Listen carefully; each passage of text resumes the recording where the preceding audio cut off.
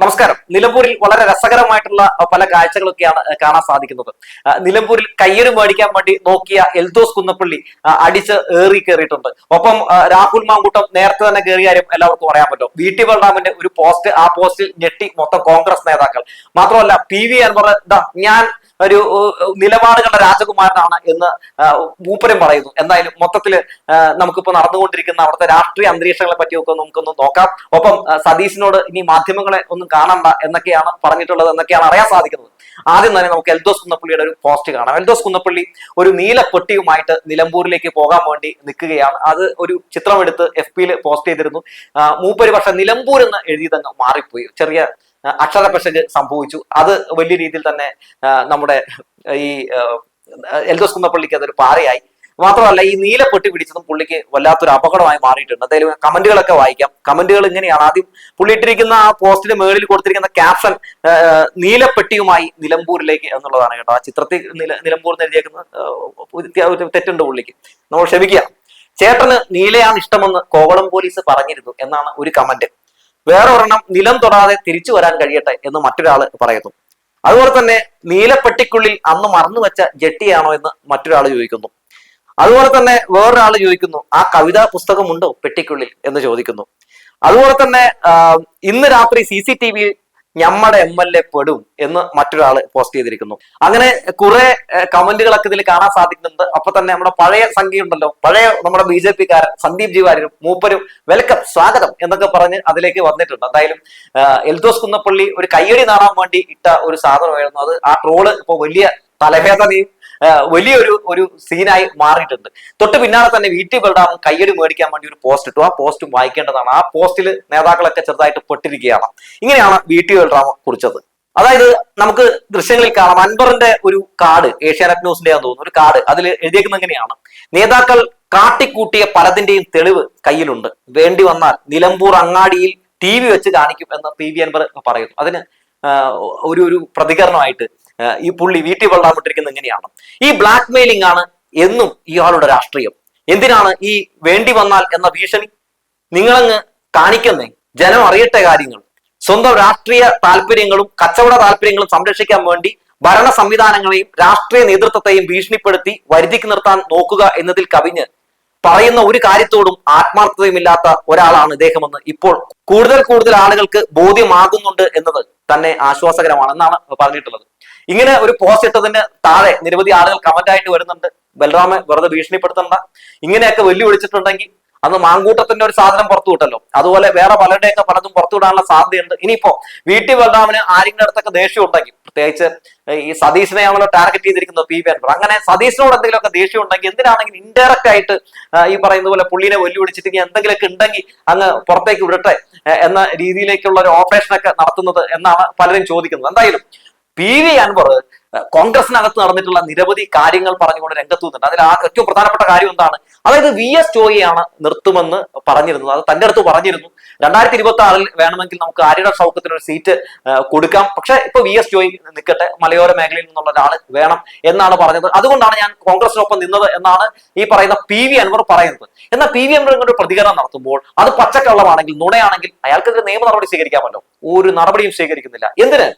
150 കോടി രൂപ ഈ VD സതീശൻ അറിയാലോ, മീൻവണ്ടിയിൽ കടത്തിയ കഥയൊക്കെ പറഞ്ഞ സമയമൊക്കെ നമുക്ക് ഓർമ്മയുണ്ട്.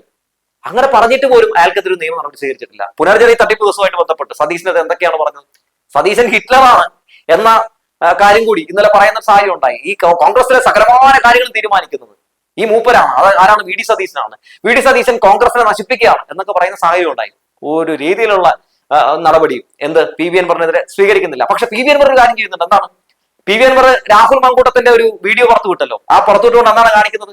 ഇവര് രാവിലെയൊക്കെ ഇരുന്ന് ഇങ്ങനെ തേരാ പാരയൊക്കെ നടന്ന് നമ്മളെയൊക്കെ ഭീഷണിപ്പെടുത്തു, വന്നിട്ട് രാത്രിയാവുമ്പോ ഇതേ ഇങ്ങനെ വന്നിട്ട് മുട്ടും, എന്നിട്ട് കാല് പിടിക്കും, എന്നിട്ട് പൊന്നെ എങ്ങായി എന്ന് പറയും എന്ന് തന്നെയാണ് നമ്മുടെ PV അൻവർ കാണിച്ചു തന്നത്. അപ്പൊ അങ്ങനെ കൂടുതൽ നേതാക്കൾ വന്നിട്ടുണ്ടെങ്കിൽ അവരെന്തൊക്കെയാണ് പറഞ്ഞിട്ടുള്ളത് അതൊക്കെ ജനങ്ങൾ കാണട്ടെ. അങ്ങനെ കണ്ടു കഴിയുമ്പോൾ കുറെ പേരൊക്കെ വാട്സൗട്ടായി പോകുമല്ലോ. ആ ഗ്യാപ്പിൽ കയറി വരാൻ പറ്റുന്നോർത്താണ് VT ബൽറാം ഒക്കെ ഇരിക്കുന്നത്. VT ബൽറാമിനെ അറിയാമല്ലോ. VT ബൽറാം പൊതുവെ കഴിഞ്ഞ നിയമസഭാ തെരഞ്ഞെടുപ്പിൽ തേഞ്ഞൊട്ടി വീട്ടിലിരിപ്പാണ്. ഈ കുറിയും വലിയ സാധ്യതയൊന്നുമില്ല. എവിടെയെങ്കിലൊക്കെ നിന്ന് ജയിക്കാൻ വേണ്ടി നേതാക്കളെ സൂചിപ്പിക്കാൻ വേണ്ടി ഇടുന്ന പോസ്റ്റ് ആണെങ്കിലും നേതാക്കളും ഈ ഒരു പോസ്റ്റില് ഒരു വല്ലാത്ത ഞെട്ടലിലും ഭീഷണിയിലും ആണടെ ഒന്ന് മനസ്സിലാക്കും. അപ്പൊ അതിന് പിന്നാലെ തന്നെ വേറൊരാൾ കൂടി രംഗത്തേക്ക് വന്നു. ആരാണത്? വേറെ ആരുമല്ല, നമ്മുടെ രാഹുൽ മാങ്കൂട്ടാണ്. VS ജോയിയുടെ ഒരു പടമൊക്കെ എടുത്തിട്ടുണ്ട്.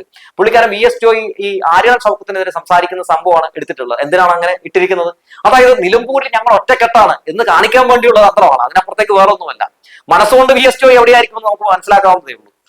ആ പാവം ചെറുപ്പക്കാരനെ കോൺഗ്രസ് അതിഗംഭീരമായിട്ട് പറ്റിച്ചു എന്നുള്ളതാണ് മറ്റൊരു കാര്യം, അല്ലെ? എന്നിട്ട് ഇത് സിനിമയ്ക്ക് കഥ എഴുതിക്കൊണ്ട് നടന്ന ഈ പറയുന്ന ആര്യാടൻ ഷൗക്കത്തിനെ സ്ഥാനാർത്ഥിയാക്കി നിർത്തുന്ന സാഹചര്യം ഉണ്ടായി. അതല്ലേ നമ്മൾ കണ്ടുകൊണ്ടിരിക്കുന്നത്.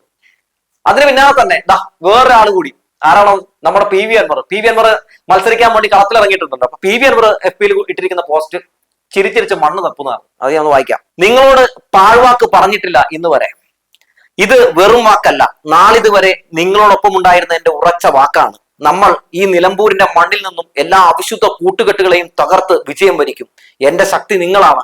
നാടിന്റെ നന്മ ആഗ്രഹിക്കുന്ന ഈ നാട്ടിലെ നിങ്ങൾ ഓരോരുത്തരും നാമനിർദ്ദേശ പത്രിക സമർപ്പണം ദൃശ്യങ്ങളിലൂടെ എന്നൊക്കെ പറഞ്ഞിട്ടേക്കുന്നു. സത്യത്തില് ഈ വാക്ക് എന്ന് പറയുന്നതിന്റെ അർത്ഥം ഈ PV അൻവറിന് അറിയാമോ? ഓന്ത് നിറം മാറുന്നത് പോലെ വാക്കും നിലപാടും മാറ്റിക്കൊണ്ടിരിക്കുന്ന ഈ മൂപ്പരെ ഇനി നിലമ്പൂരുകാർ വിശ്വസിക്കുമോ? ഇനി ആരും വിശ്വസിക്കരുത് എന്നാണ് പറയാനുള്ളത്. നോക്കൂ, പാർട്ടി പോലും പറഞ്ഞോ ഇയാളോട് രാജിവെക്കാൻ? ഇല്ല.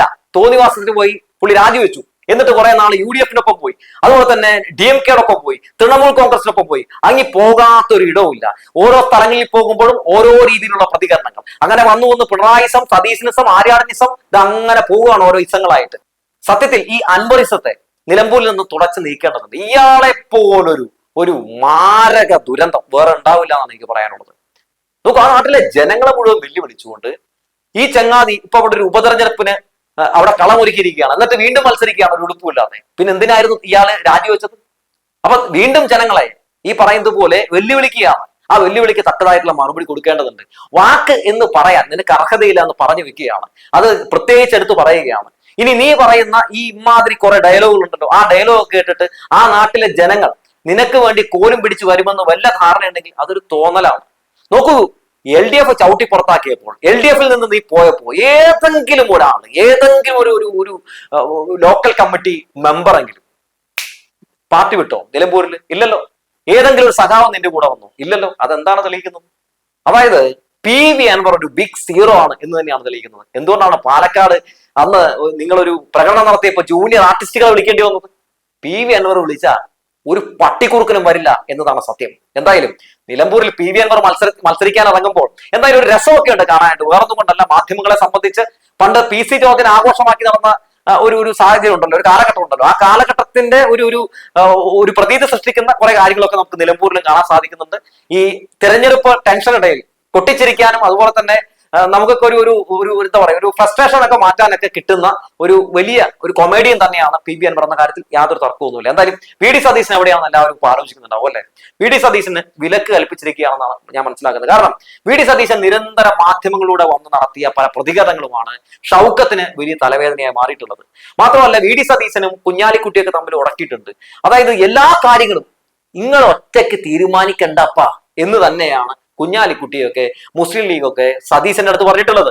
സതീശൻ എന്താണ് ചെയ്യുന്നത്? എല്ലാവരെയും വെല്ലുവിളിച്ചുകൊണ്ട് ഈ ഹിറ്റ്ലർ എന്നൊക്കെ അദ്ദേഹം പറഞ്ഞ ഒരുപക്ഷെ ശരിയായിരിക്കും, ആ രീതിയിലാണ് പെരുമാറിക്കൊണ്ടിരിക്കുന്നത്. ആ രീതിയിൽ ഒറ്റയ്ക്ക് തീരുമാനങ്ങൾ എടുത്തുകൊണ്ട് എല്ലാം എന്നിലൂടെ മാത്രം എന്ന രീതിയിൽ ഇങ്ങനെ പറഞ്ഞു പാടി നടക്കുകയായിരുന്നു. അവസാനം അൻവറിനെ അനുനയിപ്പിക്കണം എന്ന മുസ്ലിം ലീഗിന്റെ അവരുടെ ആവശ്യത്തിന്റെ ഭാഗമായി അവിടെ രാഹുൽ മാങ്കൂട്ടത്തെ പറഞ്ഞയച്ച് അവസാനം രാഹുൽ മാങ്കൂട്ടത്തിന്റെ രാഷ്ട്രീയ ഭാവിയും ചോദ്യം ചെയ്യപ്പെട്ടിരിക്കുകയാണ്. അവസാനം സതീശൻ രാഹുൽ മാങ്കൂട്ടത്തെ കൈയൊഴിഞ്ഞുകൊണ്ട് എന്താണ് ഇപ്പൊ സംഭവിച്ചത്? കൈയൊഴിഞ്ഞപ്പോ വേറെ ഒന്നും സംഭവിച്ചില്ല. രാഹുൽ മാങ്കൂട്ടം എങ്ങനെയാണ് അങ്ങോട്ടേക്ക് പോയതെന്നും അതിന്റെ പിന്നിലെ അണിയറ പ്രവർത്തകർ ആരാണെന്നും ഇവരുടെ നിലപാട് എന്താണെന്നും അവിടെ എന്താണ് സത്യത്തിൽ UDF എന്നും ഒക്കെ ഈ നാട്ടിലെ ജനങ്ങൾക്ക് മുഴുവനായിട്ട് തിരിച്ചറിയാൻ കഴിഞ്ഞു. എന്തായാലും സ്വരാജ് എന്ന് പറയുന്ന ആ സ്ഥാനാർത്ഥി എത്രമാത്രം ക്വാളിറ്റി ഉള്ള ഒരു സ്ഥാനാർത്ഥിയാണെന്ന് ഇനി അധികമൊന്നും പറയേണ്ട കാര്യമില്ല. ആരുടെ തിണ്ണനിറങ്ങാനും പോകുന്നില്ല, ആരുടെ അടുത്തും പോയിട്ട് നിലപാട് പണയം വെക്കുന്നുമില്ല.